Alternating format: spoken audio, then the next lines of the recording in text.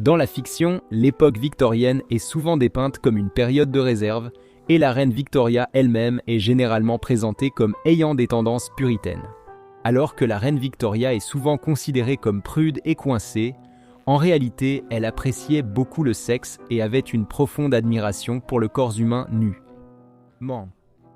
Aujourd'hui, nous allons découvrir quelques faits insolites que vous ne connaissiez pas sur la reine Victoria. Bien qu'elle ait souvent été dépeinte comme rigide, la reine Victoria était apparemment très à l'aise avec le corps humain. En fait, une exposition des tableaux que le couple royal s'est offert a révélé que les goûts de Victoria étaient en réalité plus érotiques que ceux de son mari Albert. Alors que ses goûts étaient plus pudiques, Victoria offrit à son mari plusieurs tableaux représentant des corps dénudés, dont Una parmi les faunes et Les nymphes des bois désarmant Cupidon de William Edward Frost, ainsi que Florinda de Franz Xaver Winterhalter. Elle a également commandé un portrait intime d'elle-même, aujourd'hui connu sous le nom de Portrait secret, qui était destiné à n'être vu que par le prince. Même si cela ne nous paraît pas particulièrement séduisant aujourd'hui, la pose langoureuse de Victoria, son regard lointain et flou, ainsi que ses cheveux lâchés auraient été considérés comme assez osés à l'époque. Lorsqu'elle a eu son premier enfant, Vicky, Victoria était émerveillée par le miracle de la naissance, disant à ses dames de compagnie « C'est comme un rêve d'avoir un enfant ». Cependant, son opinion sur les bébés et les enfants a changé au fil des années. Honnêtement, vous ne loueriez sans doute pas la grossesse et la maternité si vous aviez eu 9 enfants en moins de 17 ans. L'attitude de Victoria a tellement changé que lorsqu'une Vicky nouvellement mariée a exprimé sa joie à l'idée de devenir mère, la reine l'a avertie. Je pense bien plus que nous ressemblons à une vache ou à un chien à de tels moments, lorsque notre pauvre nature devient si animale et dénuée d'extase. Au moins, elle a le mérite d'être honnête. Elle a aussi exprimé son dégoût du mariage. La pauvre femme est, physiquement et moralement, l'esclave de son mari. Cela me reste en travers de la gorge. Ce n'est pas le portrait le plus flatteur du mariage, mais il faut respecter l'honnêteté. L'hémophilie a été appelée la maladie royale. Nous avons une vidéo à ce sujet et vous devriez la regarder car elle a été transmise à plusieurs familles régnantes européennes par la reine Victoria. C'est une maladie héréditaire rare qui empêche le sang de bien coaguler. Le fils de Victoria, Léopold, était hémophile et 2 de ses filles étaient porteuses. Sa fille Béatrice, mariée à un membre de la famille royale espagnole, a transmis le gène à l'héritier mâle d'Espagne. Une autre fille de Victoria, Alice, avait aussi une fille porteuse de la maladie, qui l'a ensuite transmise à l'héritier du trône de Russie. Parfois, dans la vie et l'amour, on reçoit plus que prévu. Nous avons également réalisé toute une vidéo à ce sujet, mais pour résumer, au cours de son règne, la reine Victoria a été attaquée à au moins 7 reprises par des déséquilibrés, dont certains nourrissaient peut-être des fascinations malsaines pour la reine. Plusieurs tentatives ont eu lieu lors de ses déplacements en carrosse, dont au moins 4 avec une arme à feu. Bien que plusieurs coups de feu aient été tirés sur Victoria, elle est sortie indemne physiquement de chaque tentative, à une exception près. Le soir du 27 juin 1850, alors que Victoria et 3 de ses enfants rentraient au palais de Buckingham, un homme bien habillé s'est approché du carrosse royal et a frappé Victoria à la tête avec sa canne. Le coup était si fort qu'il a écrasé le bonnet de la reine et fait couler du sang. La reine, cependant, allait bien. Elle a reproché à l'assaillant d'avoir frappé une femme et sous-entendu qu'il était lâche comparé à l'autre assassin plus courageux qui avait tenté de lui tirer dessus. Dans le cadre de leurs efforts pour contrôler la future héritière royale, la mère de Victoria et Sir John Conroy ont mis en place un régime disciplinaire appelé le système de Kensington, qui limitait la liberté de la jeune Victoria et la maintenait sous surveillance constante. Cela garantissait que Victoria serait accompagnée par quelqu'un en permanence. Et nous voulons vraiment dire en permanence. Sa mère dormait à côté d'elle et elle ne pouvait même pas descendre les escaliers sans que quelqu'un lui tienne la main. Tous ses faits et gestes étaient contrôlés et surveillés. Cependant, malgré le fait d'être toujours en compagnie d'autres personnes, elle menait une vie considérablement isolée. Sa mère et Conroy restreignaient ses contacts avec la famille royale et lui interdisaient presque toujours de voir d'autres enfants. Leur espoir était qu'à travers ce régime strict, les 2 adultes puissent contrôler et manipuler Victoria une fois qu'elle serait couronnée. Malheureusement pour eux, ils ont gravement sous-estimé la résilience et la force de volonté de Victoria. Les deux premières choses que Victoria a demandées en atteignant la majorité étaient 1 heure de solitude complète et sa propre chambre. Victoria n'étant pas autorisée à jouer avec les autres enfants, passait la majeure partie de son temps avec ses poupées. Personne ne sait exactement combien de poupées la reine avait, mais cela devait être beaucoup étant donné que 132 d'entre elles ont été conservées et elle a joué avec elles jusqu'à l'âge de 14 ans. Les poupées étaient simples, mais la jeune Victoria, très imaginative, leur confectionnait elle-même de magnifiques costumes. Les garde-robes des poupées étaient en soie de qualité, dentelles précieuses et de petits bijoux. La jeune princesse habillait ses poupées en membres de la cour, personnages de théâtre, d'opéra ou danseuses de ballet. Une poupée a été créée à l'effigie de la reine Élisabeth Ière. Une tradition veut que les monarques britanniques adoptent un nouveau nom à leur accession au trône. Par exemple, le roi George VI est né Albert Frédéric Arthur George, mais il a choisi de régner sous le nom de roi George. Le vrai premier prénom de la reine Victoria était Alexandrina, mais elle a choisi Victoria pour régner. On dit qu'elle a choisi Victoria comme nom de règne en signe de force et pour affirmer son indépendance vis-à-vis de sa mère et de Sir John Conroy. Avoir grandi dans un environnement très contrôlé n'a pas rendu Victoria elle-même moins autoritaire, en fait c'était tout le contraire. Quand il s'agissait de contrôler ses propres enfants, Victoria ne reculait devant rien, allant même jusqu'à engager des espions pour les surveiller et lui faire des rapports sur leurs activités. Elle voulait aussi que sa plus jeune fille, Béatrice, reste célibataire et à ses côtés pour le reste de sa vie. Quand Béatrice s'est mariée, Victoria a été profondément en colère et a refusé de lui adresser la parole pendant près de 6 mois. Bien que ce serait cool que Victoria ait demandé Albert en mariage pour son côté progressiste, elle l'a fait pour une raison sans rapport avec le féminisme ou les droits des femmes. En tant que souveraine, elle y était obligée. Elle a décrit ce moment avec chaleur dans son journal. « Vers 12h30, j'ai fait venir Albert. » Elle poursuit en décrivant comment Albert est arrivé et, après quelques minutes sans doute gênantes, elle lui a dit que cela la rendrait trop heureuse s'il acceptait de l'épouser. Pour citer la reine elle-même, « Nous nous sommes pris dans les bras encore, et il a été si gentil, si affectueux, j'ai vraiment senti que c'était le moment le plus heureux et le plus lumineux de ma vie. » Bien que Victoria n'ait pas été la première reine à porter une robe blanche à son mariage, cet honneur revient à la reine Philippa, c'est elle qui l'a popularisé. Avant Victoria, les robes de mariée étaient souvent colorées, le rouge étant alors la couleur préférée. Historiquement, les femmes qui choisissaient de porter du blanc le jour de leur mariage ne le faisaient pas parce que c'était un symbole de pureté, ce qui est une idée reçue très répandue, mais parce que c'était un signe de richesse. À l'époque de Victoria, les tissus blancs ornés étaient très précieux, et il était difficile et coûteux de garder les vêtements blancs propres. De nombreuses femmes choisissaient des robes colorées pour leur mariage. Cacher les taches était plus facile.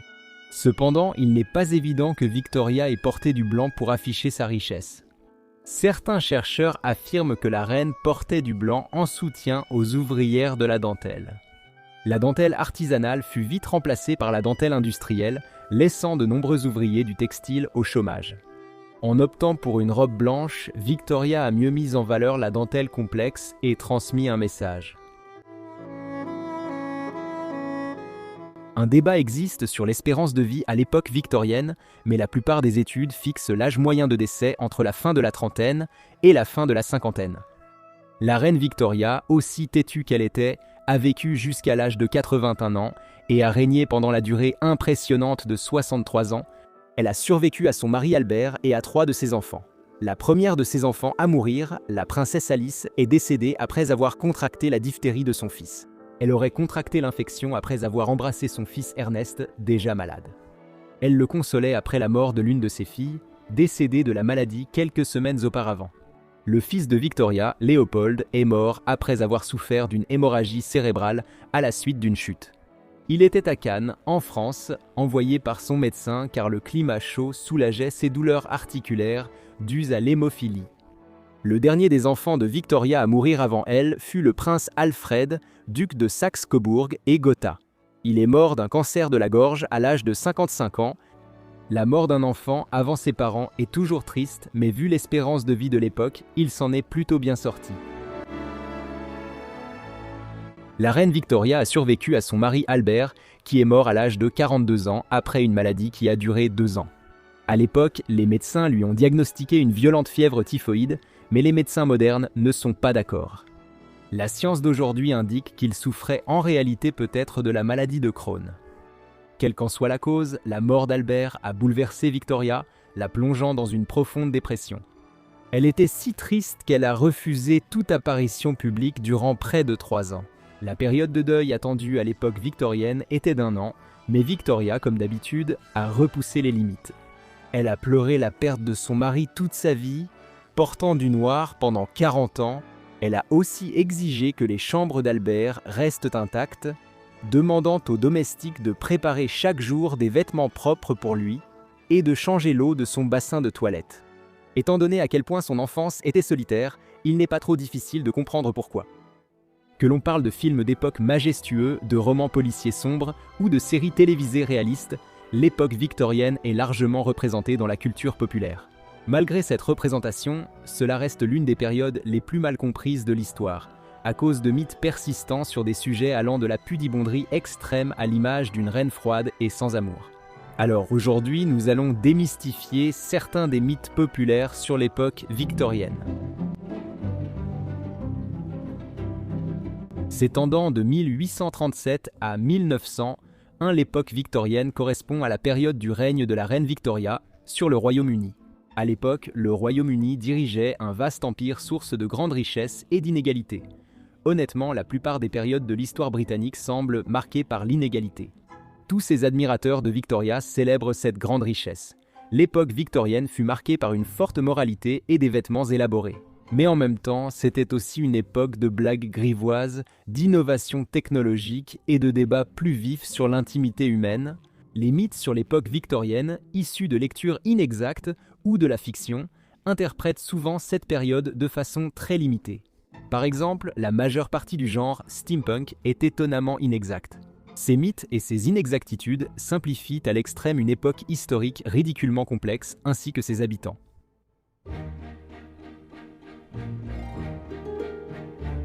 Dans les années 1980, Cyndi Lauper a appris au monde que les filles veulent juste s'amuser, mais apparemment, elle ne pensait pas à la reine Victoria. Victoria était connue pour être austère, sans humour et asexuée. En d'autres termes, pas vraiment une partie de plaisir. Aussi loin d'une fêtarde que possible, du moins selon les mythes, en réalité, la reine Victoria aimait profondément son mari, le prince Albert. Son journal intime décrit même sa nuit de noces avec beaucoup d'enthousiasme. En fait, leur union était si passionnée que Victoria a eu 9 enfants au cours de leurs 21 ans de mariage. Non seulement elle semblait apprécier l'intimité physique, mais elle avait aussi apparemment un grand sens de l'humour. Sa grand-mère la décrivait même comme une clown comique et précoce. Alors, pourquoi ce mythe ? L'image populaire de la reine Victoria comme sévère et morose vient sans doute de ces dernières années. Lorsque son bien-aimé Albert est décédé de façon inattendue en 1861, elle a été submergée par le chagrin et l'a pleuré jusqu'à la fin de ses jours, ne portant que des vêtements noirs jusqu'à sa propre mort 40 ans plus tard. Donc, en un sens, le mythe se trompe complètement. Elle n'était pas dépourvue de passion, elle était incroyablement passionnée, mais uniquement pour son véritable amour. Franchement, il n'y a même pas de blague à faire ici, c'est juste triste. Son rôle en tant que reine d'une nation relativement moraliste et en tant que défenseur des valeurs familiales a également contribué à son association avec la pudibonderie. Bien qu'on lui attribue la réplique « Nous ne sommes pas amusés » en réponse à une histoire osée, elle a confié plus tard à sa petite fille qu'elle n'avait jamais prononcé ces mots. C'était apparemment une situation du type « qu'il mange de la brioche ». La fameuse phrase que tout le monde pense que Marie-Antoinette a dite, mais qu'en réalité, elle n'a jamais prononcée. Il faut vraiment arrêter de mal citer ces membres de la royauté.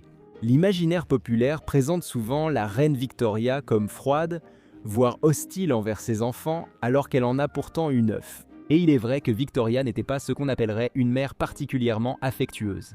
Elle imposait des normes élevées à ses 9 enfants et ses relations avec beaucoup d'entre eux étaient, disons-le, épineuses. Même si elle n'aimait pas être enceinte et trouvait certains nourrissons laids, elle ne haïssait pas ses enfants. Au contraire, elle prenait plaisir à leur compagnie. Pourquoi alors penser qu'elle les détestait ? Eh bien, la reine Victoria était franche au sujet des difficultés d'élever des enfants et du fait que les choix de ses enfants la décevaient parfois. Un sentiment auquel presque tous les parents peuvent s'identifier. On pense aussi qu'elle a souffert de dépression postnatale, expliquant son manque d'enthousiasme pour la grossesse. De plus, comme beaucoup de mères des classes supérieures au XIXe siècle, Victoria déléguait la garde de ses enfants et comptait sur des nourrices et des gouvernantes pour les élever. Son supposé manque d'affection envers ses enfants tient plus au cliché sur la maternité qu'à ses sentiments réels tels qu'ils ressortent des sources. Malgré ses 9 enfants, l'un d'eux devait forcément être son favori.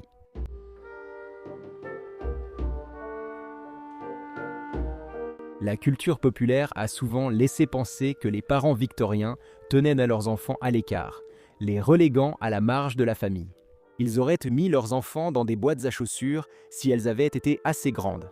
Mais la réalité était tout autre. Les Victoriens idéalisèrent l'enfance, croyant que les enfants étaient des innocents qu'il fallait protéger de la corruption du monde extérieur. La littérature pour enfants a connu un essor dès le milieu du XVIIIe siècle et au XIXe siècle, reflétant l'évolution de la perception britannique de l'enfance.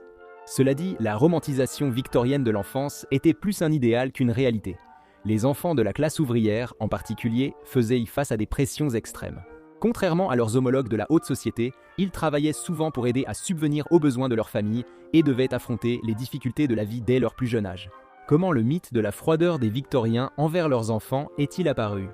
La garde des enfants, surtout dans les familles de l'âble et dans les familles de classe moyenne et supérieure, était souvent assurée par des nourrices et gouvernantes.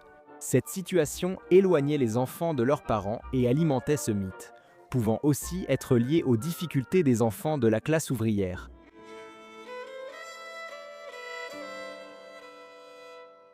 À en juger par la plupart des films et des émissions de télévision se déroulant à l'époque victorienne, tout le monde en Angleterre à cette époque était blanc et ressemblait vaguement à Keira Knightley. Mais en réalité, le Royaume-Uni était racialement diversifié depuis des siècles. Rome comptait sur des soldats venus de tout son vaste empire pour garnir les forts et les avant-postes en Britannia. De nombreux soldats n'étaient pas caucasiens. Durant l'époque victorienne, des personnes du monde entier ont rejoint les îles britanniques, volontairement ou non. Par exemple, des Africains réduits en esclavage furent amenés au Royaume-Uni par des planteurs et des fonctionnaires et ne disparurent pas avec l'abolition de l'esclavage dans l'Empire en 1833. De nombreux anciens esclaves sont restés comme domestiques ou majordomes. Comment ces personnes sont-elles oubliées par l'histoire ? Après la Seconde Guerre mondiale, le Royaume-Uni a recruté d'anciens sujets coloniaux pour atténuer la pénurie de main-d'œuvre. La mémoire populaire pense qu'il n'y avait pas de diversité raciale avant l'arrivée d'immigrants venant de pays comme la Jamaïque et l'Inde. Bien que le Royaume-Uni soit devenu plus diversifié après la Seconde Guerre mondiale, les Victoriens non blancs constituaient une petite mais significative part de l'histoire britannique.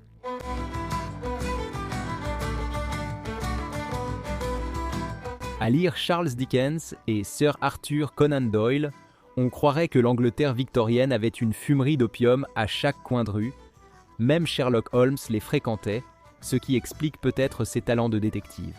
En réalité, les substances illicites étaient répandues dans la Grande-Bretagne victorienne, car souvent utilisées à des fins médicales et présentes dans des médicaments courants. Malgré cette disponibilité cependant, le pays n'était pas rempli de fumeries d'opium.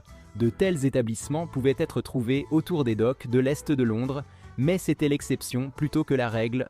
Alors pourquoi croyons-nous que les Victoriens consommaient des drogues comme si leurs parents étaient beaux partis pour le week-end ? Les substances addictives sont devenues de plus en plus taboues au XIXe siècle, finissant associées à la dépravation et la décadence. Des écrivains comme Charles Dickens ont exploité ce thème, et leurs romans ont amplifié la présence de fumeries d'opium en Grande-Bretagne. Il s'agissait surtout de symbolisme. Les fumeries d'opium étaient courantes dans la fiction victorienne, car les auteurs voulaient illustrer la dépravation comme les méchants au chapeau noir dans les westerns. Des cow-boys méchants en portaient sans doute, mais le noir, ça passe mal quand il fait chaud.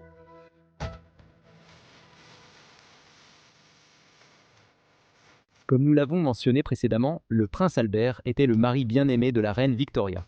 Bien qu'elle fût reine, il était vu comme le centre moral, tant dans la famille royale que dans la nation, avec une forte conviction pour les valeurs familiales. Il s'appelait aussi, sans que ce soit sa faute, Albert. C'est un vrai obstacle. Par ailleurs, Prince Albert désigne aussi un piercing masculin sur les parties génitales. Pourquoi ce piercing porte-t-il le nom du mari de la reine Victoria ? Personne ne le sait vraiment. Malgré une explication claire, aucune preuve n'indique que le prince Albert ait eu un piercing génital. Pourquoi ce mythe persiste-t-il? Certains disent qu'Albert utilisait un anneau pour maintenir son membre avec des pantalons moulants, comme sur une pochette des Rolling Stones, mais l'origine de ce mythe est inconnue.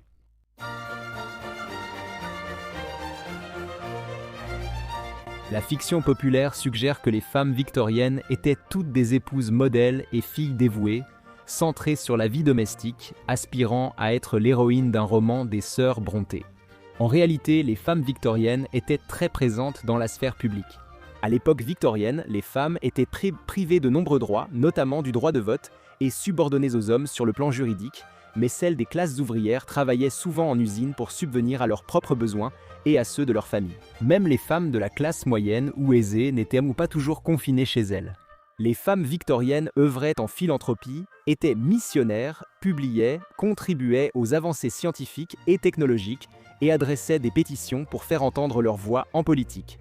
Pourquoi croire le contraire? Même si les rôles de genre étaient explicites à l'époque victorienne, ils représentaient surtout des idéaux perçus, non la réalité. L'Ange du foyer, un poème publié au milieu du XIXe siècle, mettait en avant l'idée que les femmes étaient vouées au foyer. L'idéal de la femme cantonnée à la maison a eu des conséquences concrètes. Ce modèle a servi à justifier l'exclusion des femmes de la vie publique officielle. C'est difficile à contester, tu ne peux pas voter à cause du poème que j'aime, des sociétés entières reposent sur cette logique.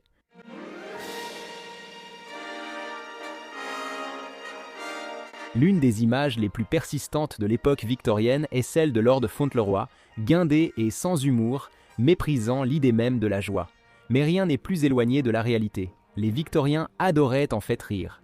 L'humour grivois des music halls et les plaisanteries ont forgé l'humour britannique pince sans rire. Pourquoi pense-t-on que les Victoriens manquaient d'humour? Les passionnés d'histoire insolites, ayant vu notre vidéo sur les vieilles photos, savent déjà que les expressions sévères étaient courantes au XIXe siècle, car sourire n'était pas la pose habituelle. En fait, la plupart des gens trouvaient que cela avait l'air un peu idiot. On se fait simplement prendre en photo. Pourquoi souririez-vous dans un moment pareil? Ce n'est pas drôle. Les chercheurs n'ont pas encore trouvé pourquoi cette coutume existe. Plusieurs raisons subsistent. Les premiers appareils photo, le temps d'exposition long, ou l'idée que les photographes voulaient imiter les portraits à l'huile du siècle précédent. Les expressions sévères sur ces vieilles photos ont convaincu les spectateurs modernes, ignorant le contexte, que les Victoriens ne souriaient ni ne riaient.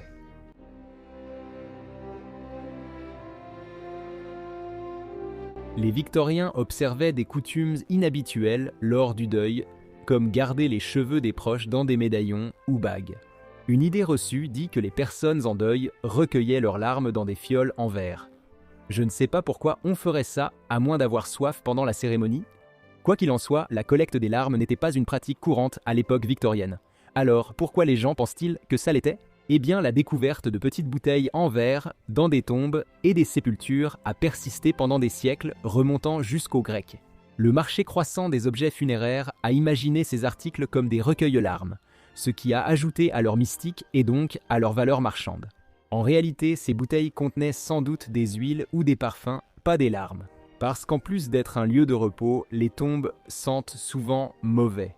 Autant y mettre un peu de parfum pour rafraîchir l'endroit.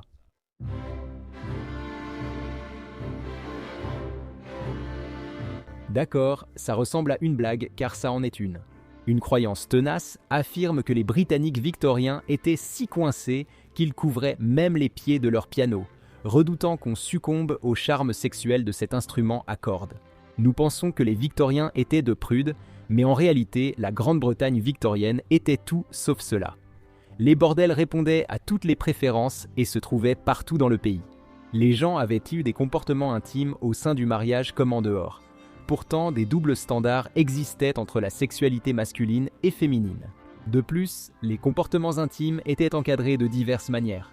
Les gens étaient découragés d'explorer leurs désirs et les femmes subissaient de fortes conséquences sociales si elles ne correspondaient pas à l'idéal de pureté.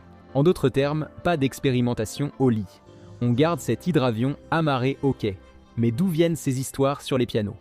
Eh bien, le mythe de la pudibonderie victorienne a été propagé par des écrivains modernistes du début du XXe siècle, comme Virginia Woolf, Ces écrivains cherchaient à critiquer la conception victorienne de l'intimité et du désir en dépeignant les attitudes apparemment rétrogrades et coincées de leurs parents et ancêtres.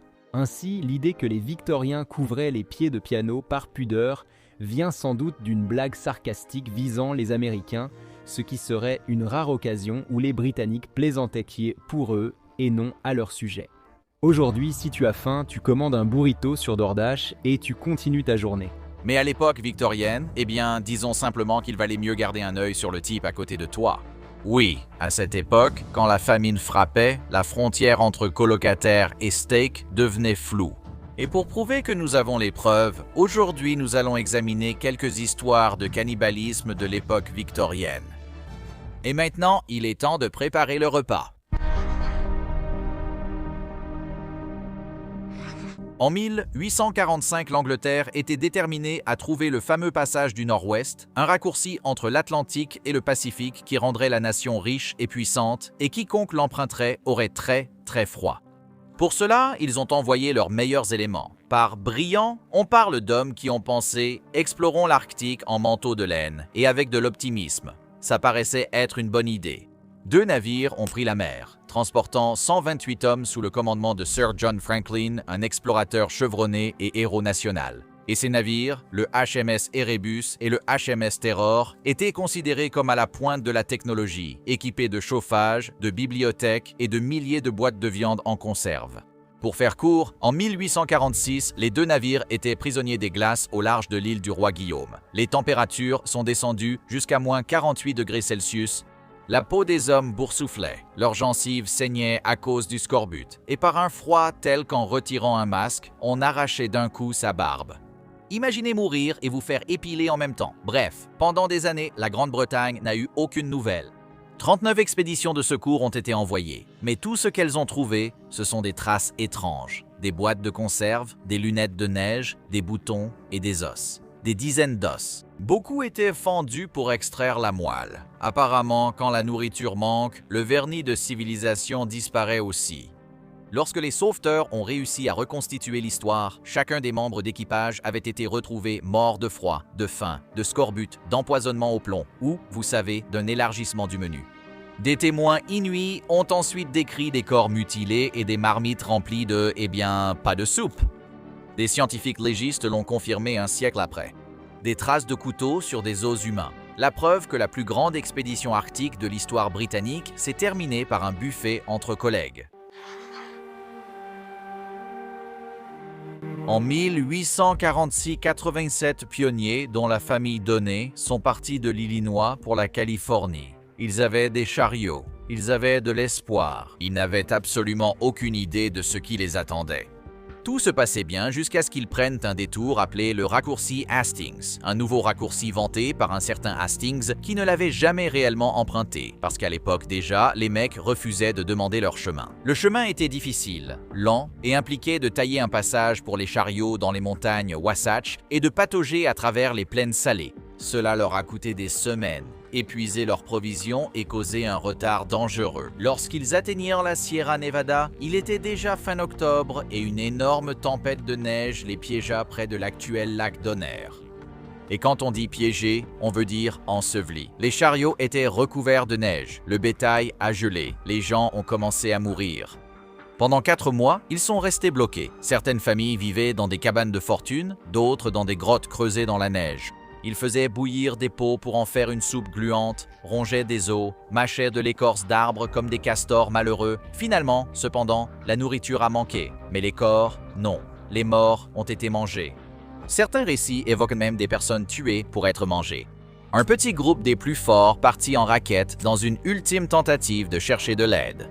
2 mois plus tard, les secours atteignirent enfin les survivants, ou ce qu'il en restait. Sur les 87 personnes d'origine, seulement 46 avaient survécu. Leur calvaire est l'une des histoires de survie les plus célèbres des États-Unis. Il y avait tout, de mauvaises décisions, du mauvais temps, de mauvais guides de piste et un nouveau style de cuisine.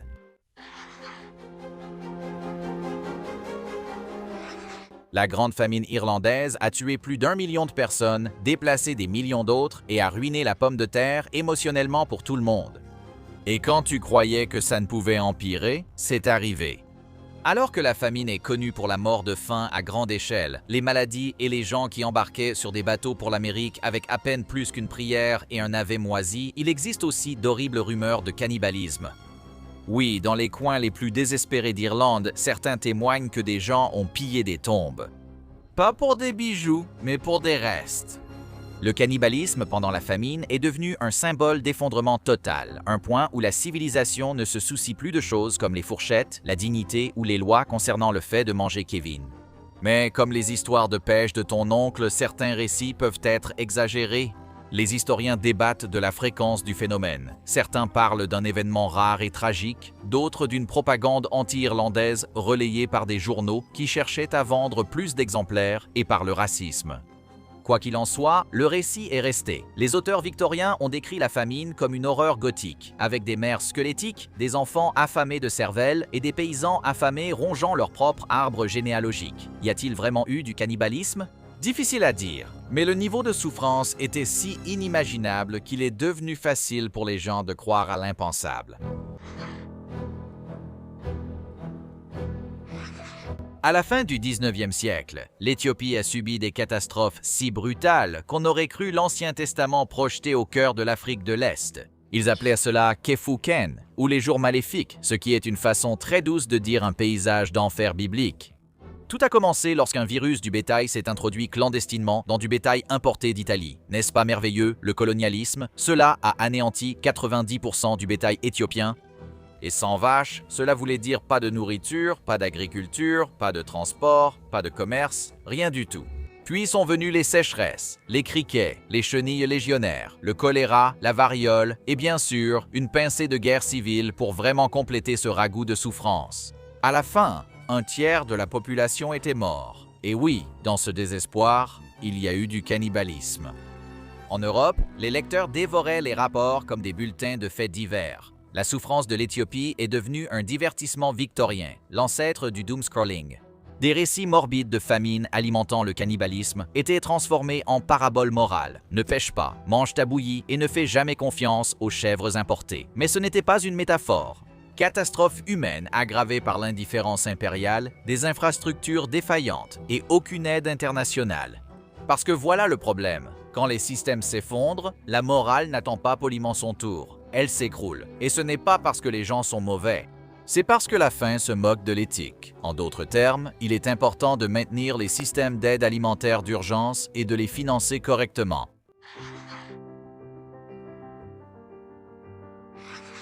Et puisqu'on parle des conséquences du colonialisme, parlons de John Williams. Non, pas celui qui a composé le thème de Star Wars. Un missionnaire britannique qui, avec son collègue missionnaire James Harris, a littéralement été mangé pour ses péchés en 1839. Les deux hommes ont navigué jusqu'à l'île d'Aromango, qui fait aujourd'hui partie du Vanuatu, armés de Bibles, d'ego et d'une totale ignorance des limites. Ils étaient là pour sauver des âmes. Mais les habitants se souvenaient d'un tout autre type de visite étrangère, impliquant des commerçants européens qui les avaient abusés et exploités. Quand Jean et Jacques ont débarqué avec leur discours sanctifié, les habitants de l'île ont répondu « Absolument pas ». Nous avons déjà vu ce film, et dans un geste qui horrifierait les Victoriens et satisferait profondément votre petit démon de la justice intérieure, ils ont carrément tué et mangé ces types. Les restes de William ont été renvoyés à Samoa comme un retour Amazon maudit, puis sa femme a érigé un mémorial pour lui, probablement la seule pierre tombale en Grande-Bretagne qui sert aussi d'avertissement Yelp pour les îles tropicales. De retour en Europe, l'incident a alimenté le mythe des îles cannibales, donnant aux colonisateurs l'excuse parfaite pour intensifier les missions de civilisation, c'est-à-dire plus d'accaparement de terres et d'effacement culturel. En 1884, le Mignonnette, un yacht naviguant de l'Angleterre vers l'Australie, a fait naufrage dans l'Atlantique Sud. Les 4 membres d'équipage ont fui dans un canot de sauvetage, sans nourriture ni eau, sans autre plan que de se dire « on va gérer ». Après 16 jours à griller au soleil et à boire de l'eau de mer comme un cocktail, les hommes, pour rester polis, n'étaient pas en grande forme. Alors ils ont fait ce que toute histoire d'horreur maritime victorienne exige. Ils ont mangé le mousse. Il s'appelait Richard Parker. Il était malade, faible et avait 17 ans. Il ne s'est pas porté volontaire, mais Dudley et Stevens l'ont tué, tandis que Brooks, apparemment, a préféré ne pas s'en mêler. C'était du cannibalisme de survie, une règle tacite de longue date. Si la situation devient trop critique, on mange le plus faible. Moralement horrible, absolument, mais légalement justifié, jusqu'alors, en quelque sorte. Mais une fois les hommes secourus et de retour en Angleterre, les tribunaux ont réagi. Pardon, vous avez fait quoi? C'est ainsi qu'a commencé l'affaire judiciaire légendaire, R.C. Dudley et Stephens, le moment où la loi britannique a décidé de tracer une limite stricte. Leur défense? Nous n'avions pas le choix. C'était nécessaire. La réponse du tribunal? La nécessité n'est pas une défense pour un meurtre, les gars. Dudley et Stephens ont été condamnés à mort, mais leur peine a rapidement été commuée en 6 mois de prison, ce qui, on l'imagine, a dû les réjouir. Cependant, cette affaire a créé un précédent juridique important. On ne peut pas tuer quelqu'un parce qu'on a faim.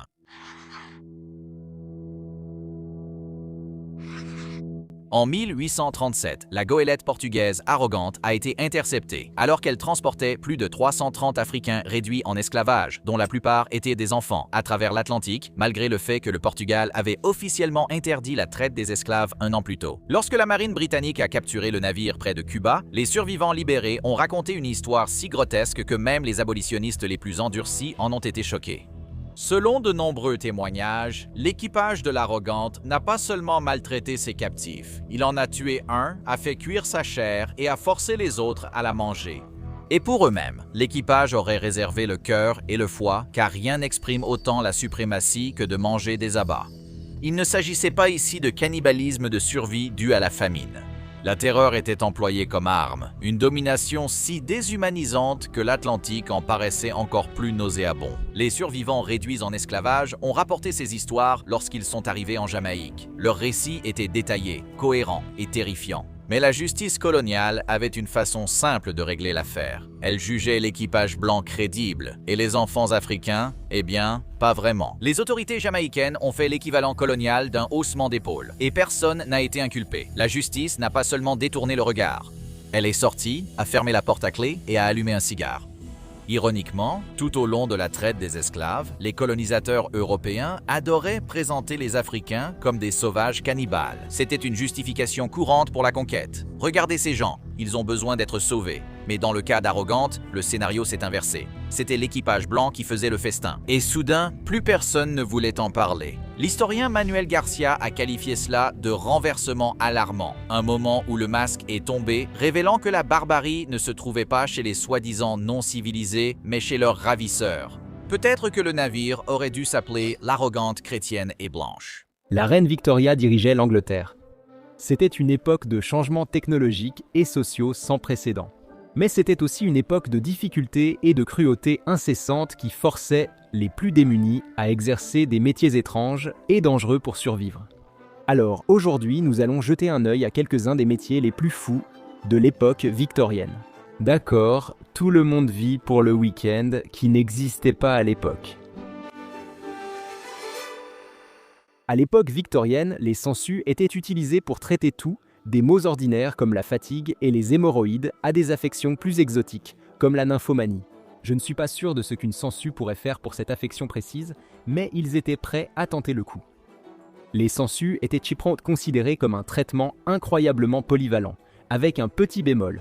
Elles n'ont absolument aucun bénéfice médicinal. Ce ne sont que des parasites humides.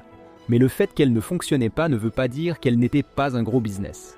En fait, il y a eu une période où la croyance en leur pouvoir était si forte que la demande de sangsues dépassait réellement l'offre.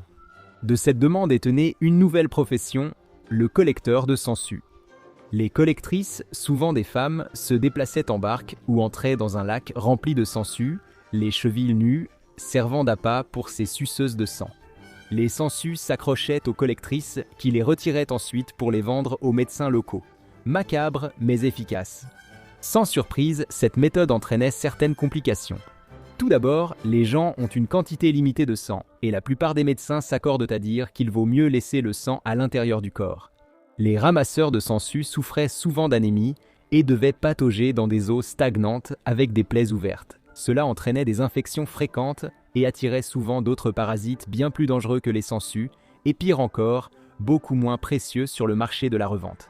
Les ramasseurs ont fini par surexploiter la sangsue utilisée en médecine. Gros guillemets ici, ce qui a presque conduit à son extinction, et la profession de ramasseur de sangsues a pratiquement disparu en même temps. Beaucoup de gens détestent leur travail, mais nous parions que ces personnes verraient les choses autrement si l'alternative était d'être des tochères.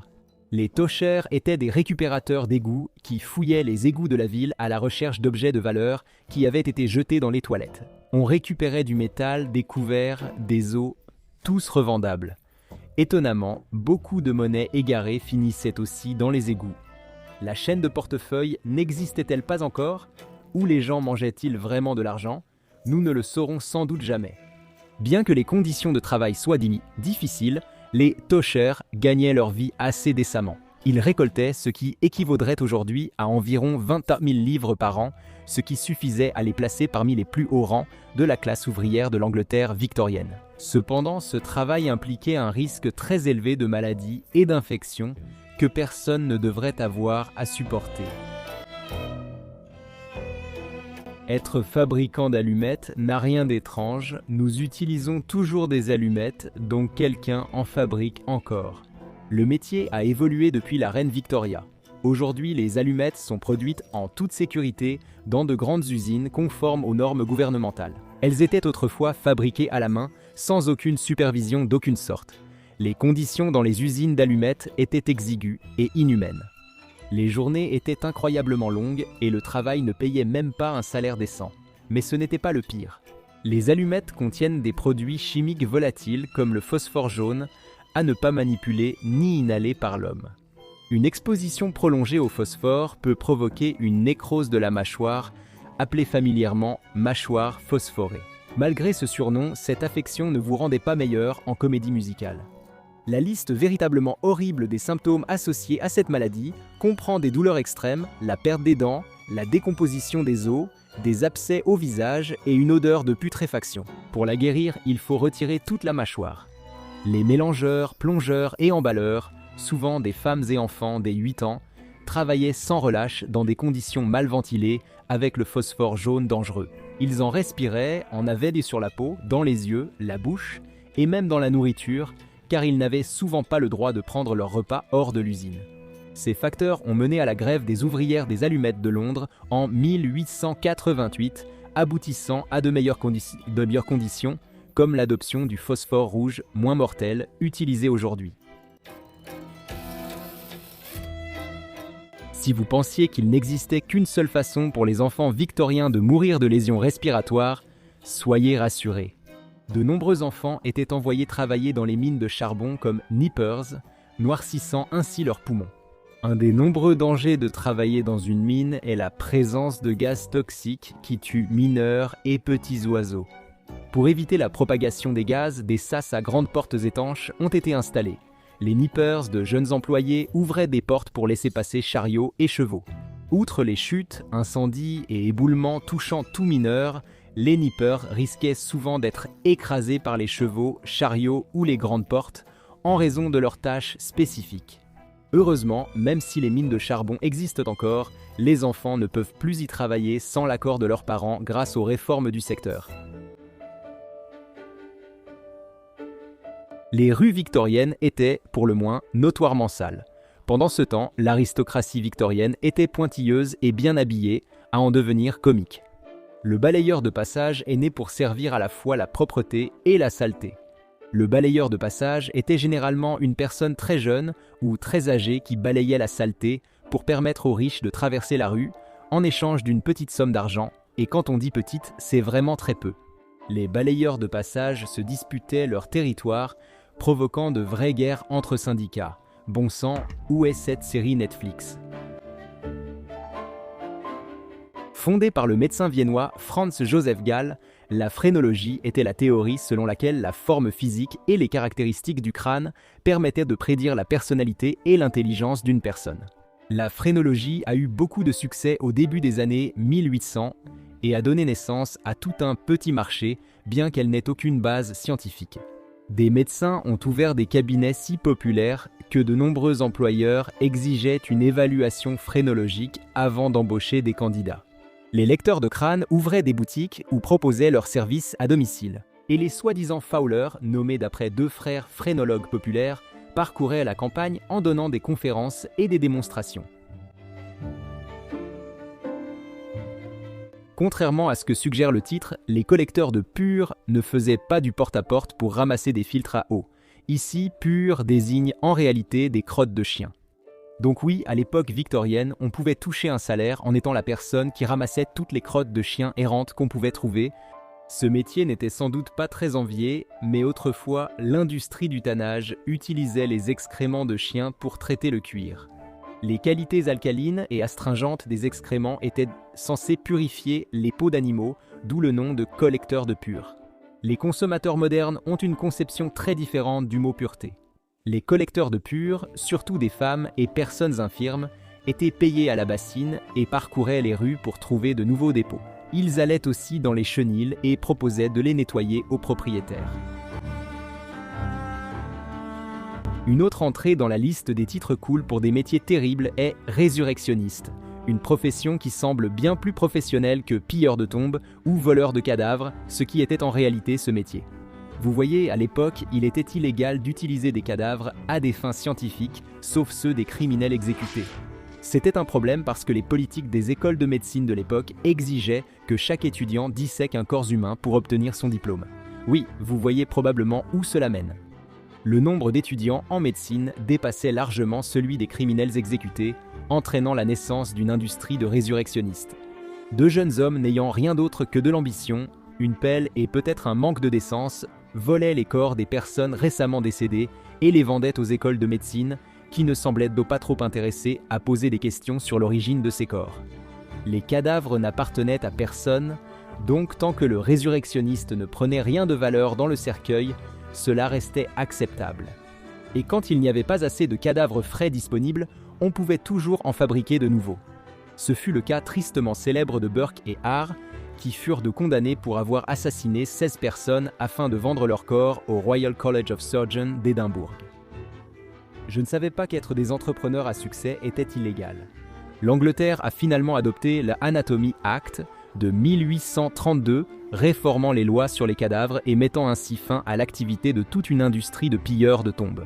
Quant à Burke et Hare, ils sont devenus le sujet d'un film de 2010 intitulé Burke et Hare, avec Simon Pegg dans le rôle de Burke et Andy Serkis dans celui de Hare. Chasseur de rats est un intitulé de poste très direct. L'Angleterre victorienne avait un problème de rats et ces hommes les attrapaient. Cela dit, dire qu'ils avaient un problème de rats est un sacré euphémisme. Vers la fin des années 1700, l'Angleterre était pratiquement envahie par le rat gris, une espèce particulière de vermine, plus grande, plus agressive et porteuse de plus de maladies que ses cousins noirs. Les attrapeurs étaient payés pour chaque rat qu'ils capturaient, qu'ils tuaient ensuite ou revendaient pour être utilisés dans des combats de rats qui sont exactement ce que vous imaginez. La capture de rats était généralement considérée comme un métier peu valorisant, bien que certaines personnes aient réussi à se faire un nom dans ce domaine. Par exemple, un certain Jack Black, non pas celui-là, était bien connu pour être le dératiseur personnel de la reine Victoria. Bien que nettoyer l'intérieur d'une cheminée ne semble pas si extrême, les ramoneurs avaient la vie dure. Leur corps était souvent couvert d'éraflures, de plaies et de callosités à cause des parois de la cheminée dans laquelle ils descendaient. De plus, ils avaient généralement 3 ans. Oui, vous avez bien entendu. Les cheminées victoriennes n'étaient pas plus grandes que celles d'aujourd'hui. Et à moins d'être le Père Noël, il est difficile d'y faire entrer un adulte. Un maître ramoneur, c'est-à-dire l'un des rares enfants qui n'était pas mort de la maladie du poumon noir avant d'atteindre l'âge adulte, descendait ses petits tampons humains dans les conduits exigus et couverts de suie pour frotter les dépôts cancérigènes. En général, il respirait tout cela à plein poumon. Et il n'y avait pas que la silicose qui pouvait vous atteindre. Les enfants tombaient souvent et restaient coincés pour ensuite succomber à l'inhalation de fumée la prochaine fois qu'on allumait un feu. Quand les jeunes ramoneurs mouraient ou devenaient trop grands, les maîtres ramoneurs allaient dans les orphelinats chercher de nouveaux ouvriers. Certains enlevaient des enfants pour les forcer à travailler, faisant d'eux des esclaves du ramonage. En Grande-Bretagne, le travail des enfants dans des métiers dangereux et l'emploi des moins de 14 ans ont été interdits dans les années 1930. L'époque victorienne, qui a duré pendant la majeure partie du XIXe siècle, n'est pas vraiment connue pour sa souplesse envers les conventions sociales et la mort ne faisait pas exception. Pendant cette période, des rituels de deuil élaborés sont devenus la norme et ceux qui ne suivaient pas ces pratiques de chagrin très réglementées étaient socialement stigmatisés. Alors aujourd'hui, nous allons jeter un œil aux façons bizarres dont les gens de l'Angleterre victorienne pleuraient leur mort. De nos jours, commémorer les morts consiste principalement à porter des vêtements sombres et à dire quelques mots gentils sur la vie du défunt. Mais lorsqu'il s'agissait de commémorer les morts, les Victoriens n'avaient pas peur de faire des choses qui seraient considérées comme un peu non conventionnelles selon les normes modernes. Comme mentionné dans notre vidéo sur les loisirs des Victoriens, commémorer les morts était très populaire à cette époque. En fait, des mèches de cheveux du défunt étaient souvent coupées et transformées en bijoux, comme des broches, des médaillons, des bagues, des breloques de montres et des couronnes. Mais que faire si une famille n'était pas habile de ses mains ou trop attristée pour fabriquer ces objets? Pas d'inquiétude. Si une famille ne pouvait pas le faire, elle pouvait envoyer les cheveux à un artisan pour s'en charger. Sinon, une mèche de cheveux du défunt pouvait être mise dans un album souvenir. Honnêtement, les broches en cheveux humains ne sont pas si étranges.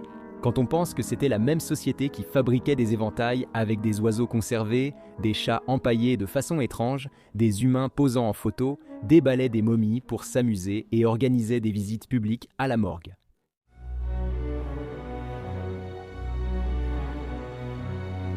De nos jours, nous avons l'habitude de recevoir de jolies invitations pour des événements comme les mariages et les Sweet 16. Mais les Victoriens ont porté l'usage du papier à lettres à un tout autre niveau. Ils envoyaient souvent de belles invitations funéraires à leurs proches. Comme aujourd'hui, avis de décès et nécrologie paraissaient déjà dans les journaux à l'époque victorienne. Mais il aurait été presque impossible de savoir si tous les proches verraient l'avis de décès ou liraient les nécrologies à temps. C'était surtout vrai pour les proches vivant hors de la ville, qui ne recevaient même pas le même journal. Les invitations aux funérailles étaient souvent écrites sur du papier à lettres bordé de noir et envoyées dans des enveloppes assorties. À un moment donné, des gens ont même adressé une pétition au service postal des États-Unis pour créer un timbre spécial de deuil uniquement à cet effet. Les timbres étaient généralement imprimés dans des couleurs vives et joyeuses, ce qui ne semblait pas vraiment approprié pour l'occasion.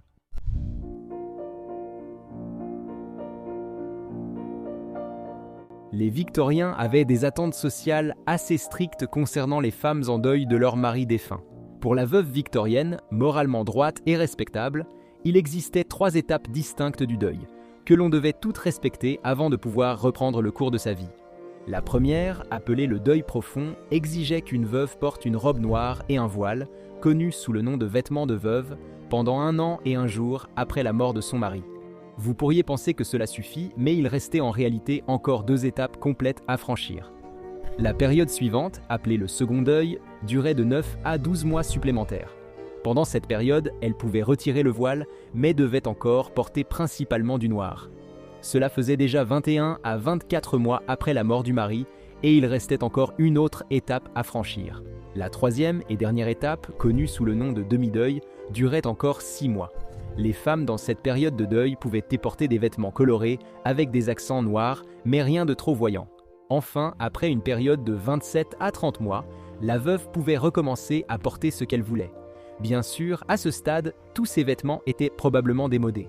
Les règles pour les hommes en deuil étaient bien plus souples que pour les femmes.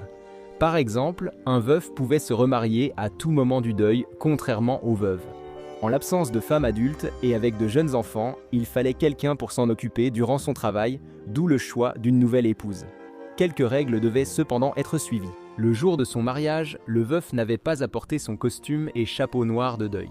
Cependant, il devait les remettre dès le lendemain et sa nouvelle épouse devait également porter le deuil jusqu'à la fin de la période habituelle.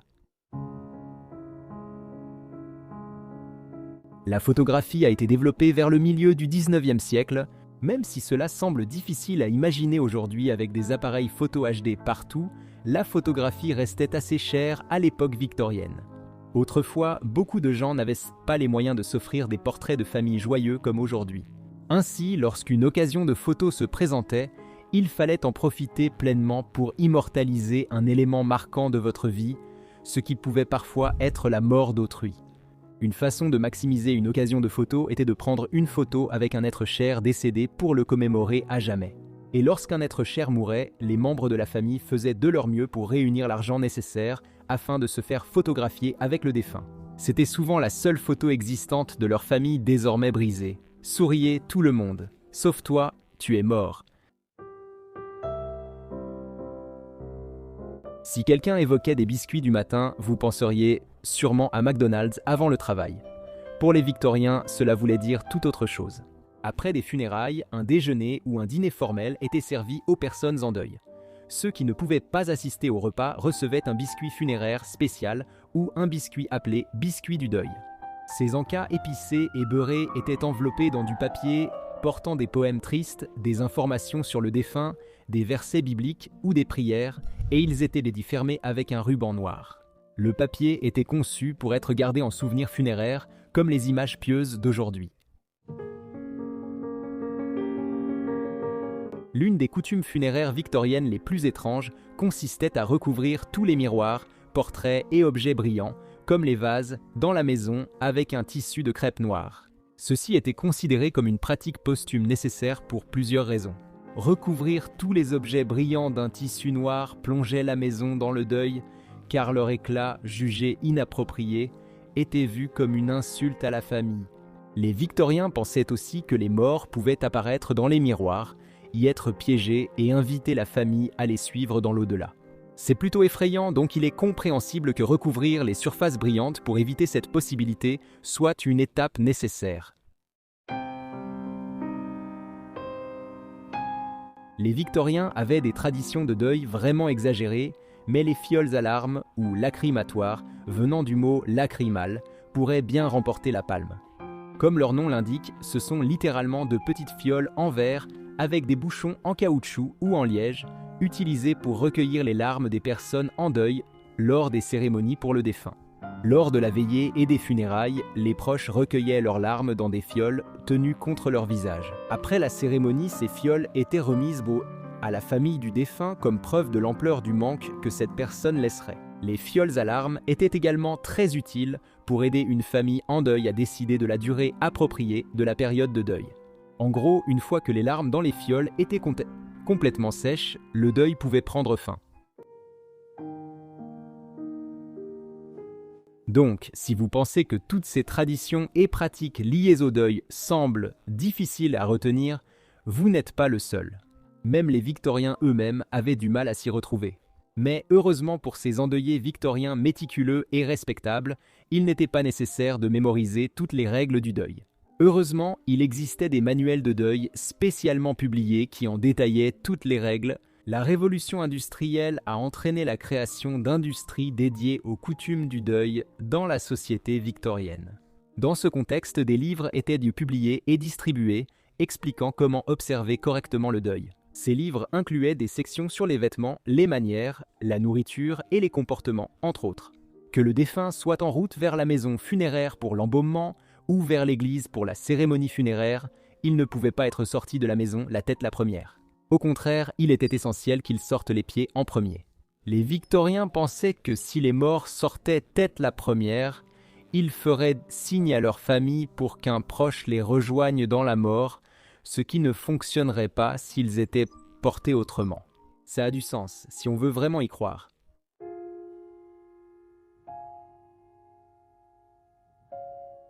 Bien que les pompes funèbres existaient à l'époque victorienne, ce n'étaient pas les services funéraires tout en un que l'on connaît aujourd'hui. En fait, c'était principalement des endroits où l'on embaumait les corps. Les cérémonies n'y étaient pas organisées. À la place, le corps du défunt était placé dans un cercueil, puis exposé dans le salon de sa maison. Les amis, les voisins et les membres de la famille venaient rendre visite pour dire au revoir et réconforter les proches en deuil. Et différentes personnes se relayaient auprès du corps, veillant 24 heures sur 24, 7 jours sur 7 jusqu'à son inhumation. L'embaumement existait depuis des siècles, mais les momies égyptiennes mises à part, la version moderne réellement efficace n'était pas encore perfectionnée à l'époque victorienne. À l'époque, ils utilisaient encore l'arsenic comme conservateur. Par conséquent, il fallait en permanence des fleurs fraîches autour du corps afin de masquer l'odeur âcre d'un corps en décomposition. Il n'y avait pas de climatiseur à l'époque, donc une veillée funèbre en été nécessitait particulièrement l'effet parfumant des fleurs. Bien que les fleurs restent un symbole de respect lors des funérailles, elles n'ont plus la double fonction de l'époque victorienne. Les coutumes victoriennes exigeaient que quelqu'un reste assis à côté du corps du défunt pendant toute la durée où il ou elle était exposé à la maison. Il y a de nombreuses raisons à cela, notamment l'idée que cela réconfortait le défunt et l'aidait à mieux passer dans l'au-delà.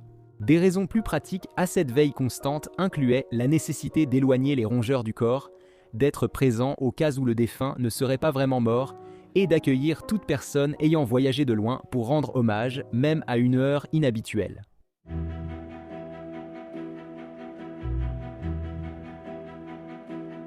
Les rituels de deuil concernaient aussi les enfants, qui devaient porter des vêtements de deuil et adopter certains comportements. Si l'enfant avait moins de 12 ans, il ou elle pouvait porter des vêtements ordinaires, mais devait ajouter un brassard noir pendant les mois d'hiver ou un brassard gris au printemps et en été, ainsi que des accessoires assortis. Les enfants de plus de 12 ans portaient les mêmes vêtements de deuil traditionnels que les adultes. En 1858, des siècles de déversement direct de déchets humains, animaux et industriels dans la Tamise revinrent tenter la ville de Londres sous la forme de la Grande Puanteur. L'odeur était si forte qu'elle pouvait provoquer des vomissements à des kilomètres, menant à la création du premier système d'égout moderne de Londres. Aujourd'hui, nous allons découvrir quelques faits nauséabonds sur la célèbre Grande Puanteur de Londres.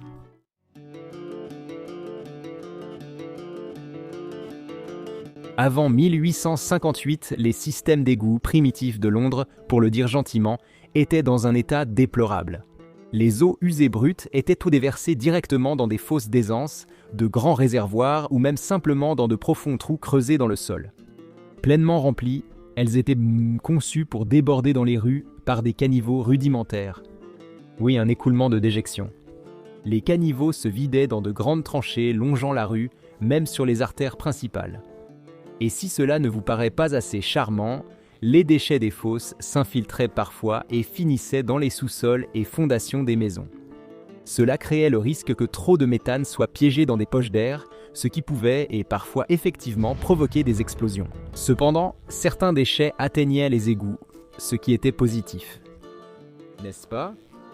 Eh bien non, parce que les égouts se déversaient directement dans la Tamise, ainsi que dans plusieurs autres sources d'eau potable. Oui, ils buvaient leurs propres eaux usées. Cette situation extrêmement répugnante est très probablement ce qui a causé les épidémies de choléra de 1832, 1849 et 1854, au cours desquelles des milliers de Londoniens sont morts.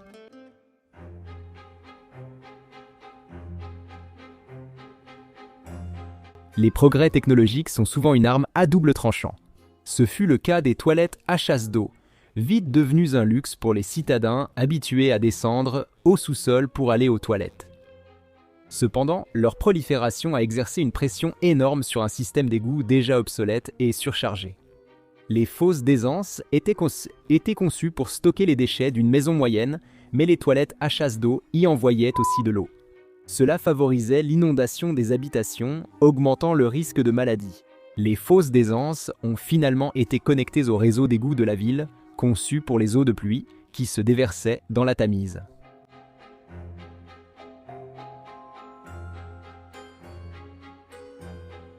Vous vous demandez sûrement pourquoi les Londoniens ont jeté leurs excréments dans leur eau potable. Bonne question. Honnêtement, ils ne réalisaient pas qu'ils le faisaient. À partir des années 1600, la ville a dirigé les excréments, ainsi que d'autres choses charmantes comme les déchets industriels et les carcasses d'animaux, dans la Tamise, pensant que tout serait emporté vers la mer. Le problème, c'est que rien de tout cela n'est arrivé.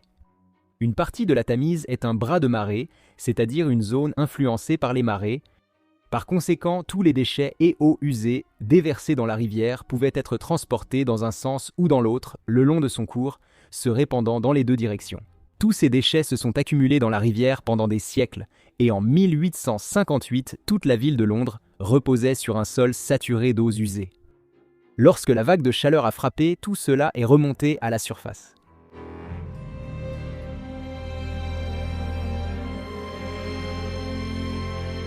Dès 1855, le problème avait commencé à devenir évident et le célèbre scientifique Sir Michael Faraday a écrit une lettre au Times de Londres pour attirer l'attention sur les conditions désastreuses. Dans la lettre, il a décrit une expérience simple qu'il avait réalisée pour tester l'opacité de la rivière. Lors d'une journée ensoleillée, il est allé à la rivière avec des cartes blanches. Il a déchiré et mouillé les cartes pour qu'elles coulent. Puis il a longé la berge et a laissé tomber quelques morceaux de papier dans l'eau à chaque quai qu'il croisait. Encore et encore, les résultats étaient les mêmes. Les morceaux de papier devenaient invisibles avant même de s'enfoncer d'1 pouce sous la surface. En réalisant l'expérience, il a également observé qu'à proximité des ponts, les déchets humains s'aggloméraient en nuages si denses qu'il était d'eau visible à la surface. Faraday a observé que toute la rivière, alors un immense égout à ciel ouvert, dégageait une puanteur omniprésente. En insistant sur le fait que ces descriptions n'étaient en rien exagérées ou figuratives, il a supplié les autorités d'agir.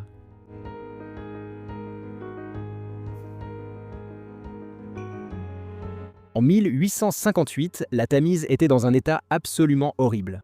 Le système d'égouts n'avait pas évolué depuis des années et la croissance de la population avait augmenté les déchets dans la rivière. En même temps, c'était toujours la principale source d'eau potable de la ville. Personne ne faisait vraiment d'efforts pour la nettoyer et même si cela avait été le cas, il n'est pas certain que l'on aurait pu faire quoi que ce soit à part construire un tout nouveau système d'égouts pour toute la ville. Des centaines d'années de déchets humains et animaux, d'ordures et de sous-produits industriels avaient rendu leur eau épaisse, brune et opaque. Il y a peu, Sir Michael Faraday avait averti les Londoniens qu'en négligeant ce sujet, une saison chaude prouverait la folie de cette négligence. Malgré son avertissement précis, ils allaient ignorer le sujet et la grande puanteur finirait par lui donner raison.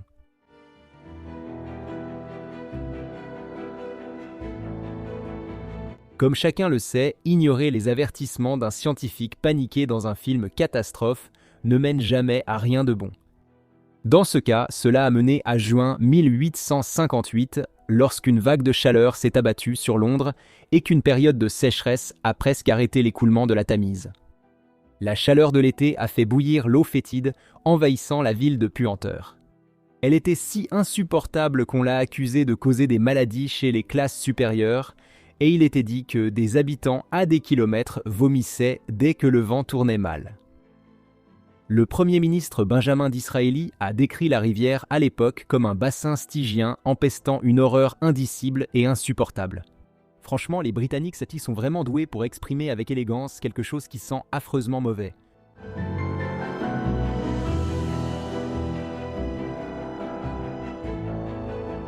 On a réalisé la quantité de déchets présents seulement après l'assèchement de l'eau.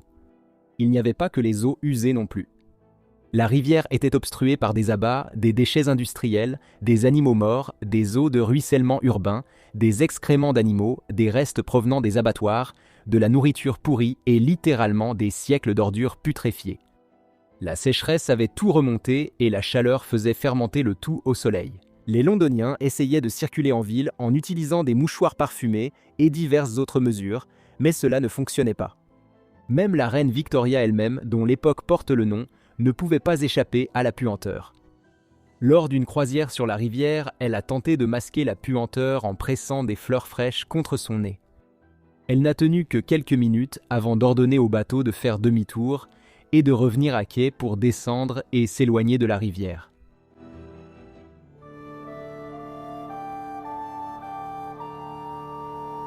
Les médecins de l'époque victorienne croyaient à la théorie des miasmes, aujourd'hui discréditée.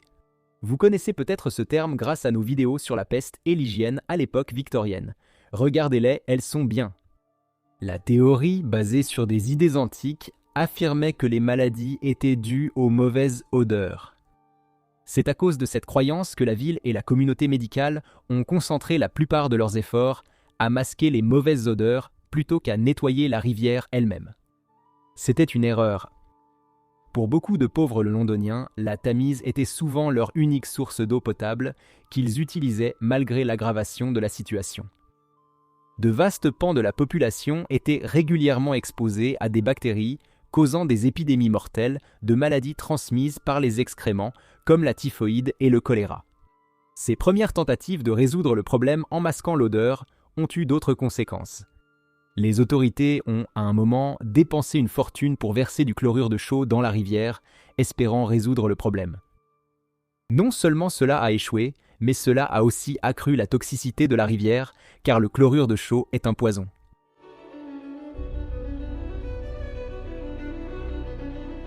Dans une certaine mesure, les habitants de Londres ont eu de la chance, car le Parlement venait tout juste d'emménager dans ses nouveaux bureaux au palais de Westminster, qui se trouvait juste à côté de la Tamise. Ce nouvel emplacement signifiait que, pour la première fois, les législateurs ne pouvaient pas éviter de sentir l'odeur de la rivière, et ce n'est pas faute d'avoir essayé. Leur première réaction fut de masquer la puanteur en imbibant les rideaux de chlorure de chaux, sans succès. L'Assemblée a même envisagé de déménager de leur nouveau siège au palais, mais ce n'était ni pratique ni populaire. Laisser souffrir les pauvres et les sans-voix était une chose, mais si même les législateurs ne pouvaient éviter l'odeur du fleuve, il faudrait agir. En 18 jours, le Parlement a adopté une loi finançant un nouveau système d'égouts pour réparer les dégâts de la Tamise et prévenir toute pollution supplémentaire.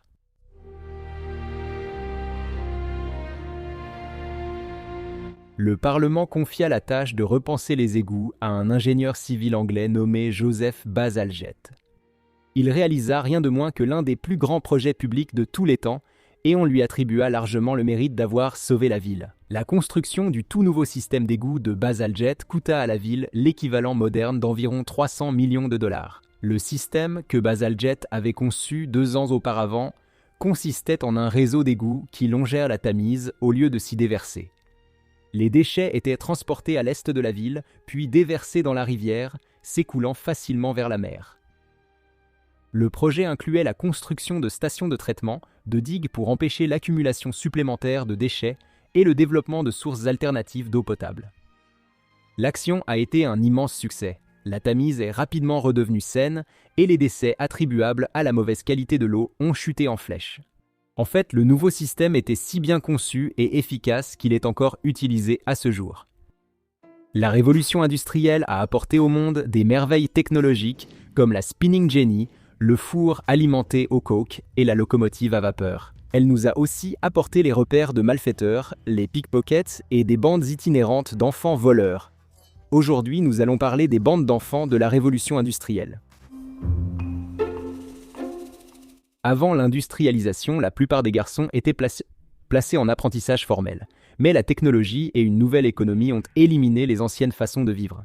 Les nouvelles industries ont bouleversé les familles, car les hommes partaient travailler en ville, laissant souvent leurs enfants livrés à eux-mêmes. Il n'est donc pas surprenant que de nombreux enfants aient cherché des figures parentales, par nécessité émotionnelle et surtout physique.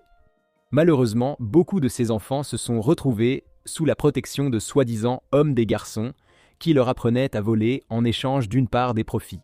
La plupart du temps, la part des hommes des garçons tournait autour de 100% ou plus. Faites le calcul. Bon garçon, au revoir, au revoir. Dans Oliver Twist, Charles Dickens a habilement construit une histoire grâce à sa connaissance des bandes d'enfants dans les rues de Londres. Comme dans le roman, les vraies bandes d'enfants étaient souvent dirigées par un homme des garçons à la Fagin. Aussi mauvais que Fagin ait été, les véritables hommes des garçons étaient souvent pires, forçant leurs protégés à commettre des crimes plus graves, voire à la prostitution enfantine. Mais si la morale ou la décence humaine de base n'entrait pas en jeu, être un homme des garçons pouvait être une carrière très lucrative. Remettez-les tous dans la boîte. Charles King était l'un de ces hommes des garçons qui, une fois, a gagné l'équivalent de 34 000 $ de 2021 en une seule semaine grâce à un seul pickpocket de 13 ans. Bien sûr, même si tu étais le meilleur, il faudrait quand même assumer d'être appelé un homme des garçons, ce qui fait penser à un fan club big boy, mais c'était du vrai business. Pour éviter que les enfants rejoignent des gangs, de nombreux parents victoriens préféraient les envoyer travailler plutôt que de les laisser libres. C'était la journée « Emmène ton enfant au travail, mais laisse-le dans le Londres du 19e siècle » où des enfants dès 8 ans travaillaient de longues heures dans des conditions terribles et dangereuses, dans des usines et des mines. Les mineurs étaient des mineurs. On exigeait de ces enfants travailleurs qu'ils travaillent comme les adultes, plus de 12 heures par jour, 6 jours sur 7. Et il n'était pas rare que des accidents de travail courants entraînent la perte de salaire, de membres ou même de la vie. Heureusement, en 1878, le Parlement a pris les choses en main, sans mauvais jeu de mots, et a adopté le Factory Act, interdisant officiellement l'emploi de tout travailleur de moins de 10 ans, donc des petits pas, au sens figuré comme au sens propre. Les enfants pickpockets vivaient constamment en danger. Dès 7 ans, s'ils étaient arrêtés, ils étaient souvent jugés comme des adultes. En fait, entre 1801 et 1836, 103 enfants de moins de 14 ans ont été condamnés à mort. Heureusement, chacune de ces exécutions a finalement été commuée en peine moins sévère en raison de l'âge de l'enfant. Une chose que l'on peut dire à propos du Londres victorien, c'est qu'il était étonnamment progressiste. Les garçons comme les filles étaient condamnés aux travaux forcés pour des délits relativement mineurs. Les enfants voleurs étaient envoyés casser des pierres ou pousser des roues en prison pour alimenter des moulins. Aucun n'est devenu Conan le barbare une fois adulte. Des enfants de 10 ans étaient régulièrement envoyés dans une colonie pénitentiaire anglaise en expansion. Les condamnés britanniques, même les enfants coupables de vol, étaient envoyés en Australie pour 7 ou 12 ans. Et dans certains cas, leur séjour australien était prolongé à vie. Installés sur leur nouvelle terre, les enfants condamnés pouvaient savourer un oignon frit, lancer un boomerang et explorer la grande barrière de corail. Pas vraiment, mais ils étaient enchaînés et forcés à des travaux manuels pénibles. Oui. Dans certains cas, ces enfants étaient forcés de construire les prisons dans lesquelles ils passeraient le reste de leur vie, et ils ne pouvaient même pas construire les prisons selon leurs propres envies, customise ma cellule. Certains jeunes voleurs chanceux, non condamnés à mort ou déportés en Australie, sans offenser l'Australie, étaient juste fouettés en public. Les flagellations publiques étaient de véritables événements dans le Londres victorien. Ironiquement, ces événements attiraient encore plus de pickpockets à cause des foules et du chaos provoqué par la violence publique, notamment envers les enfants. Les flagellations n'étaient pas les seuls lieux prisés par les enfants voleurs. Hippodromes, foires, marchés et funérailles attiraient aussi beaucoup d'entre eux. En 1735, une bande de jeunes pickpockets a perturbé une cérémonie funéraire à l'église de Whitechapel en courant à l'intérieur et en criant « Au feu !». Les personnes en deuil ont paniqué pour fuir, beaucoup de poches ont été vidées dans le chaos. Tout le monde s'est amusé. Dans les années 1860, le tribunal de Bow Street a aboli la flagellation des enfants, sans pour autant manifester un changement de cœur bienveillant. Le tribunal a fait marche arrière, non pas par un nouvel élan d'humanitarisme, mais parce que les cris des enfants troublaient la paix et qu'ils recevaient trop de plaintes des habitants. Et tu pourrais fouetter plus discrètement ? Les enfants voleurs, souvent sans abri, allaient dans des flash houses pour se loger. Les flash houses n'étaient pas une nouvelle sensation virale, mais des bâtiments publics ou des pubs où les criminels cachaient des biens volés. Les flash houses avaient une réputation douteuse, abritant des ivrognes et des criminels endurcis, ainsi que leurs enfants voleurs. Pense à une flash house comme à un mausolée victorien. Il n'était pas rare que 30 enfants, garçons et filles, tous âgés de moins de 16 ans, vivent sous le même toit d'une flash house. La police appelait les flash houses des pépinières du crime car elles servaient souvent d'incubateur pour que les enfants voleurs passent à des crimes plus graves et plus dangereux, comme l'enlèvement, le cambriolage et même le meurtre froid et calculé. Au milieu du 19e siècle, le journaliste d'investigation James Greenwood affirmait que les enfants considéraient le vol comme moralement juste. Ils ont la conviction profondément ancrée que c'est vous qui avez tort, pas eux, écrivait-il.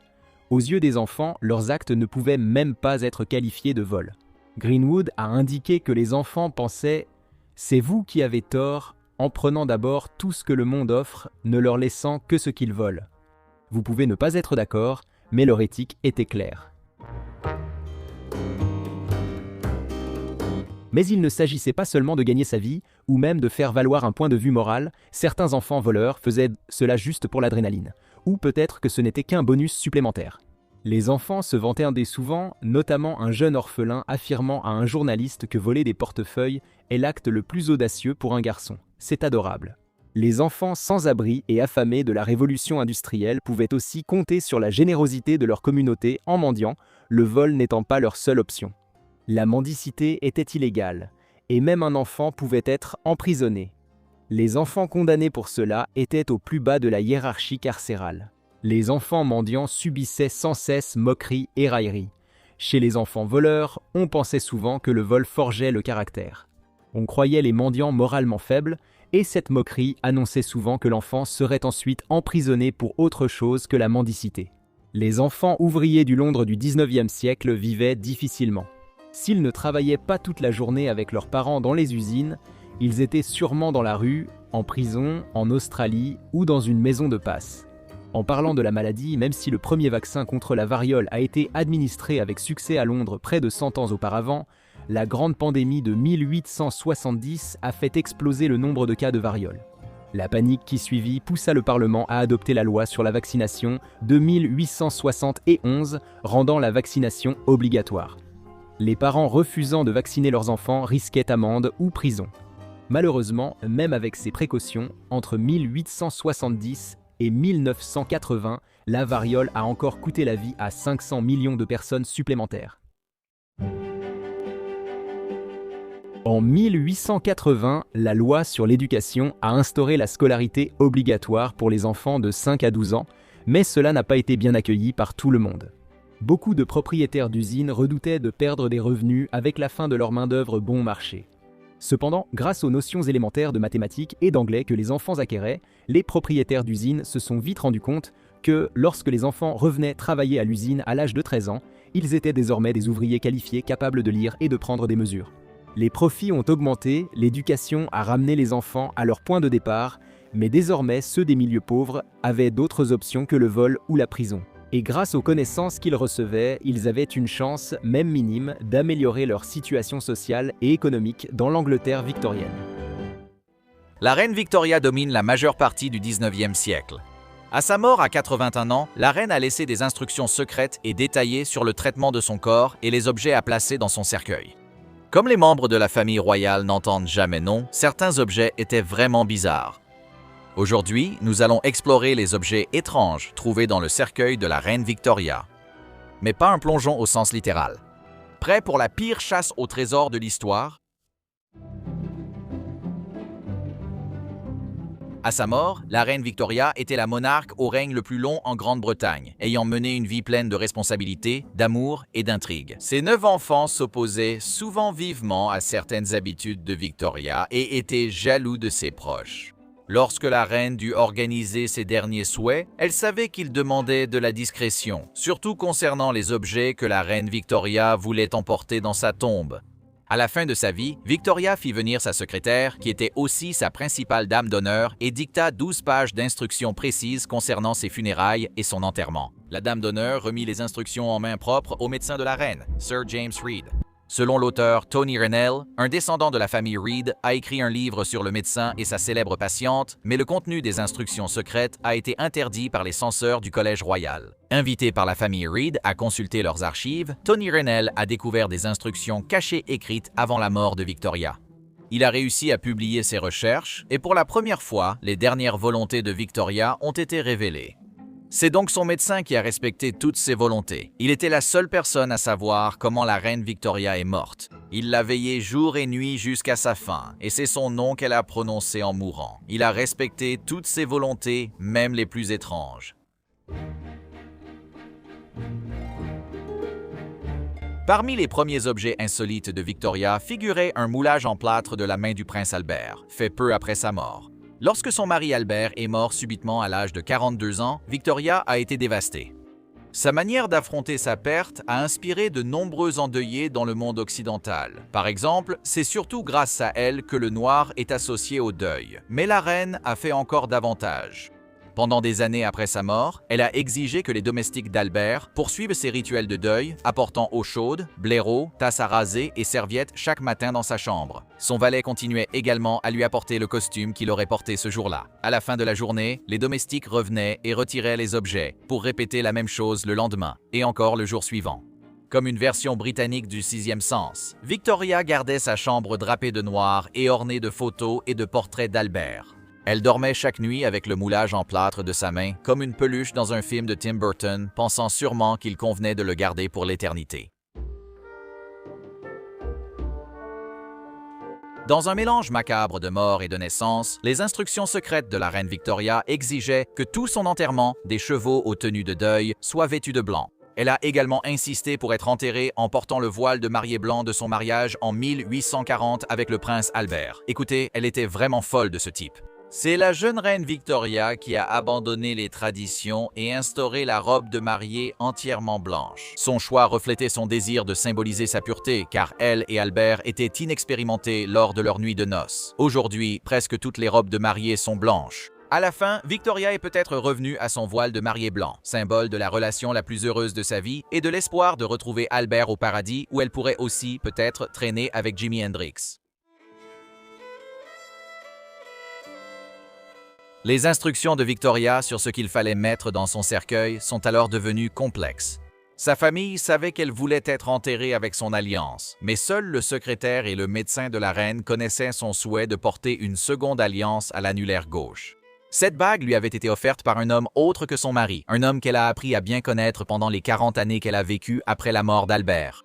La relation entre Victoria et le domestique écossais John Brown était très controversée, surtout dans la famille royale britannique. Elle l'avait fait venir pendant les premières années de son veuvage, car elle se souvenait que le prince Albert avait parlé de Brown en des termes très élogieux. La reine et le gilly, c'est un terme gaélique pour désigner un domestique, sont devenus de proches amis. Il était le seul de l'entourage de Victoria à pouvoir se permettre de la critiquer et de lui parler sur un ton familier. L'auteur Tony Rennell a révélé l'histoire de la Seconde Alliance et, plus récemment, l'historien A.A.N. Wilson a affirmé que Victoria et Brown ont eu une relation romantique non consommée. Selon Wilson, ils dormaient dans le même lit, mais se contentaient de s'enlacer. Oui, si tu le dis, mon vieux. Wilson mentionne aussi la confession d'un pasteur écossais sur son lit de mort qui disait avoir secrètement marié le couple. Peu importe leur relation ou statut marital, les enfants de la reine détestaient profondément Brown et en ont voulu à leur mère jusqu'à la fin de sa vie, même après la mort de Brown.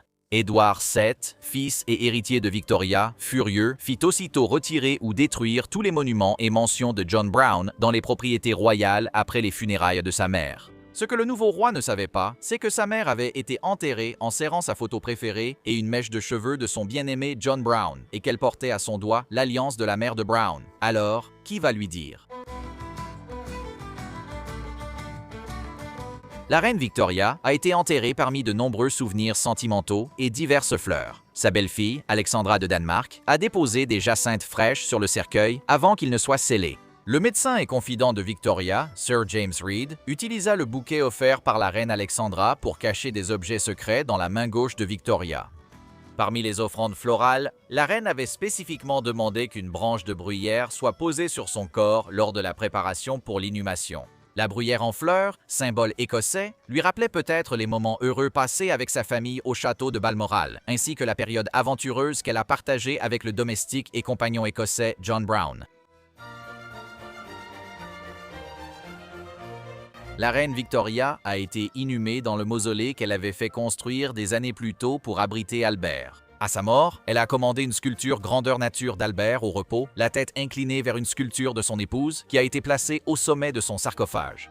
Sa propre statue assortie a été mise en réserve pour être exposée à sa mort. Victoria, en marbre et au repos, apparaît exactement comme elle s'imaginait, même à la fin, jeune et amoureuse, comme dans cette chanson de Bryan Adams. Cependant, lorsqu'elle est morte 40 ans après Albert, tout le monde avait oublié où sa statue funéraire était entreposée, ce qui a dû être embarrassant. La reine a donc été enterrée sans la statue, retrouvée seulement plusieurs mois plus tard, cachée derrière un mur au château de Windsor. La reine Victoria avait laissé des instructions posthumes si précises qu'elle avait choisi qui porterait son corps jusqu'à sa dernière demeure. Après que le médecin et le secrétaire eurent mis les objets sentimentaux dans le cercueil, des membres de la famille et des domestiques déplacèrent son corps du lit au cercueil. Pour lever la tête, il y avait le médecin et la première dame d'honneur. Pour soulever d'un côté de son corps se trouvaient son fils et héritier, le roi Édouard VII, son petit-fils, le kaiser allemand Guillaume II, et un autre fils, le prince Arthur, duc de Connaught et de Strathearn. 3 de ses serviteurs les plus dévoués l'aidaient de l'autre côté de son corps. Le cercueil, presque rempli d'objets sentimentaux choisis par Victoria, accueillit sa petite silhouette d'1,50 m déposée parmi ses trésors avec encore de la place. À ce moment, ces dames d'honneur et le médecin l'ont entouré pour faire les derniers ajustements et ajouter quelques objets secrets. Ses proches et domestiques quittèrent la pièce, permettant à Red de placer l'alliance de la mère de John Brown à l'annulaire gauche de la reine, puis glisser dans cette même main la photo de son compagnon écossais et une mèche de cheveux. Le cercueil fut ensuite scellé. Le secret de Victoria, en effet. Sir James Reid fut le principal médecin de la reine Victoria durant les 15 dernières années de sa vie. Leur dévouement était réciproque. Ne faisant confiance à aucun membre de sa famille pour ses dernières volontés, elle s'est naturellement tournée vers lui comme gardien de ses secrets. Les instructions détaillées du secrétaire de la reine existent toujours. Elles sont gardées par les descendants de Reid, dans sa collection personnelle. La famille royale n'en est pas ravie. La princesse Margaret aurait publiquement accusé la famille Reid de détenir ce qui leur appartenait et exiger sa restitution. La famille royale n'a pas obtenu gain de cause. La liste reste dans les archives de Reid. Qu'en pensez-vous? Quel objet insolite voudriez-vous emporter dans votre tombe? Dites-le nous en commentaire et profitez-en pour découvrir d'autres vidéos de Weird History.